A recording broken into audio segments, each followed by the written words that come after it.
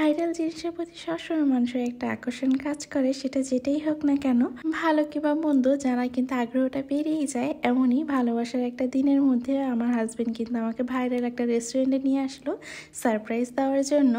আসসালামু আলাইকুম, সবাই স্বাগতম জানাচ্ছি আমার ছোট্ট একটা চ্যানেলে। তো হাজব্যান্ডের সাথে কিন্তু আজকে বের হয়ে গিয়েছি। তো আমাকে একটা ফুল দিয়েছিল, কোথায় রাখবো বুঝে উঠতে না পেরে কিন্তু হাজব্যান্ডের এই শখের বাইকের উপর রেখে দিয়েছি। তো সে আমাকে নিয়ে হঠাৎ করে প্ল্যানিং ছাড়াই বের হয়ে গেল। সে আমাকে বলছে আমাকে একটা ভাইরাল রেস্টুরেন্টে নিয়ে যাবে।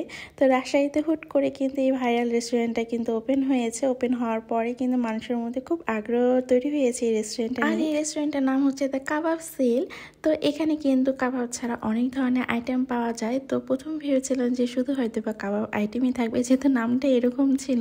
তো যাওয়ার পর দেখি প্রচুর ভিড় ছিল। তো প্রথম ভেবেছিলাম যে এটা একটা মনে হয় একটা পুরাটাই একটা রেস্টুরেন্ট, কিন্তু দেখলাম না, এটা দুইটা রেস্টুরেন্ট, যেটা অলরেডি একটা ওপেন হয়ে গিয়েছে, যেটা কিন্তু অলরেডি ভাইরাল, কিন্তু আরেকটা হয়েছে কিছুদিন পরে ওপেন হবে। তো এই ভিডিওটা কিন্তু অনেকদিন আগের, আমার বার্থডে দিনে ছিল এই ব্লগটা। হুটহাট করে মাজানা বাবা আমাকে নিয়ে বের হয়ে গিয়েছে বার্থডে সারপ্রাইজ দেওয়ার জন্য।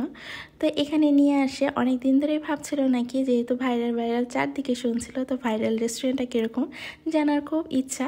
তো যাওয়ার পর মেনু কার্ডটা দেখলাম অনেক কিছু আছে, যেমন আমার পছন্দের ফুচকা। যেহেতু আমরা ডিনার করতে বের হয়েছি, ফুচকা খেলে তার পেট ভরবে না, তো সবসময় তো চাইনিজ এটা সেটা খাওয়া হয়। তো আজকে কেন না কাবাব খাওয়া যাক, তো সেই অনুযায়ী কিন্তু অর্ডার দিয়ে দিয়েছি।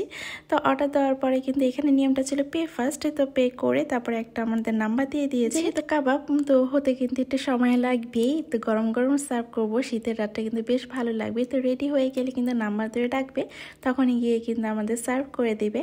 তো আমরা ঘুরে ঘুরে চারপাশটা দেখছিলাম আর সুন্দর সুন্দর বেশ কিছু ছবি তুলছিলাম। এত সুন্দর রেস্টুরেন্ট, ছবি না তুলে কি আর হয়। তা আমি কিন্তু মার্জানের বাবা আর মার্জানকে বেশ কিছু ছবি তুলে দিতে দিতেই কিন্তু আমাদের খাবারটা রেডি হয়ে চলে গিয়েছে। দেখতে কিন্তু অনেক বেশি সুন্দর ছিল প্রতিটা খাবার। আমরা 3 ধরনের কাবাব নিয়েছিলাম আর পরোটা নিয়েছিলাম সাথে। তো 3 ধরনের কাবাবের সাথে কিন্তু 2 ধরনের চাটনি ছিল। আরেকটা হচ্ছে আপনার বাটারের মধ্যে চিকেন, এই কাবাবটার নাম কি জেনেছিলাম ঠিক মনে নেই, অনেক আগের ভিডিও। তো কি কি অর্ডার করেছি সেটাও মনে পড়ছে না, কিন্তু 2টা ছিল চিকেনের, একটা ছিল বিফের, এটা মনে আছে। আর প্রতিটা খাবারই মাসাল্লাহ অনেক বেশি মজার ছিল। সচরাচর দেখা যায় যে ভাইরাল রেস্টুরেন্টগুলোর মধ্যে কিন্তু শুধু ওই যে ডেকোরেশন, সেটা দিয়ে কিন্তু ভাইরাল হয়ে যায়, কিন্তু এখানকার খাবারটাও কিন্তু বেশ মজার ছিল। আমি তো অ্যাটলিস্ট ভালো পেয়েছি। মার্জান কিন্তু এই বাটার দিয়ে যে কাবাবটা সার্ভ করা হয়েছে, এটা কিন্তু খুব বেশি মজা করে খেয়েছে। আর এই পুদিনার চাটনিটা কিন্তু বেশ মজার ছিল।